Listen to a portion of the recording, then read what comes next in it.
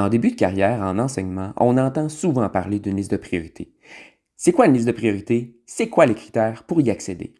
Tout d'abord, lorsque vous êtes engagé au centre de service scolaire de Saint-Hyacinthe, si vous avez été à contrat à temps partiel au moins 180 jours, équivalent à une année à temps plein, au cours d'au moins 2 années scolaires, dans un délai de 3 ans, et que vous avez obtenu 2 évaluations positives par un membre de la direction, votre nom figurera sur la liste de priorités dans votre champ d'enseignement.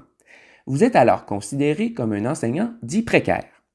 Ensuite, une liste de priorités est un document qui détermine l'ordre de sélection des contrats disponibles avant une rentrée scolaire pour les précaires du centre de service. Votre tour de parole sera déterminé en fonction de votre date d'entrée de service, soit le premier jour de votre premier contrat. En cas d'égalité, c'est l'expérience et ensuite la scolarité qui détermine le rang de sélection de l'enseignant.